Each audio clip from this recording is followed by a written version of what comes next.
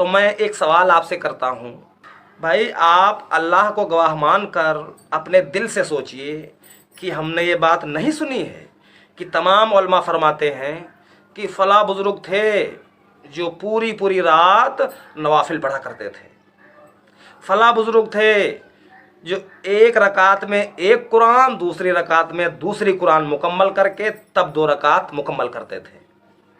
और हमने हनफी उलमा से ये भी सुना है कि फरमाते हैं कि बीबी फ़ातिमा रज़ी अल्लाह ताला अन्हा तो ऐसी थीं कि वो अल्लाह से दुआ करती थीं कि ऐ अल्लाह, कोई तो ऐसी रात बना दे जिस रात में मेरे 2 सजदे मुकम्मल हो जाएं।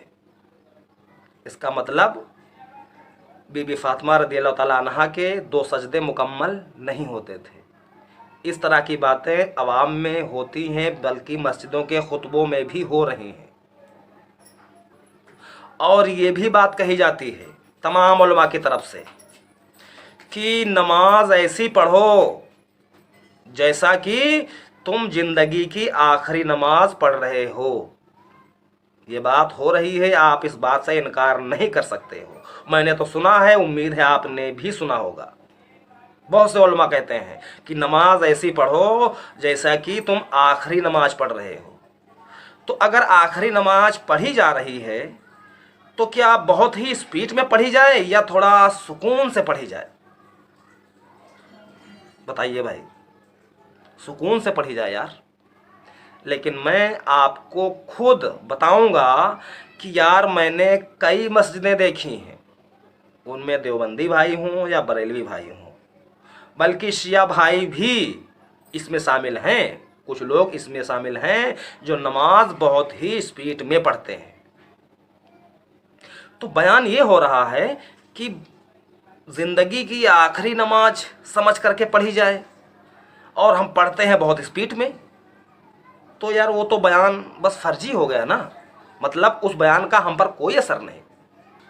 और मैं आपको बताऊं भाई कि मैं ज़्यादातर हनफी हजरात ही की मस्जिदों में नमाज़ पढ़ता हूं, क्योंकि वही मस्जिदें ज़्यादा हैं और किसी मसलक की मस्जिदें यहाँ पर आसपास नहीं हैं। नमाज का तो ये हाल है, आपने गौर किया हो या ना किया हो अलग बात है, लेकिन मैंने देखा है, गौर किया है कि हमारे इमाम साहब जब नमाज शुरू करते हैं तो शुरुआत की जो 2 रकातें हैं जिनमें क़िरात बुलंद आवाज़ से होती है, तो उन नमाजों में तो क़िरात बहुत ही इत्मीनान से और खुशू से होती है, बहुत ही सीन ख़ाब से होती है शुरुआत की 2 रकातों में।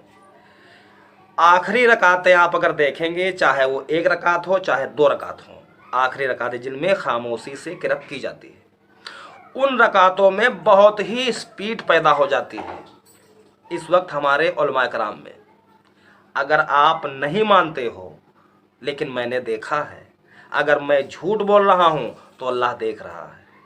शुरुआत की रकातों में बहुत ही बेहतरीन क़िरात होती है, बाद की रकातों में मुश्किल से 10-12 सेकंड में सूरह फातिहा मुकम्मल कर ली जाती है। पता ये चला कि जब आप बुलंद आवाज़ से क़िरात करते हो तो सूरह फातिहा पढ़ने में 1 मिनट लग रहा है लगभग।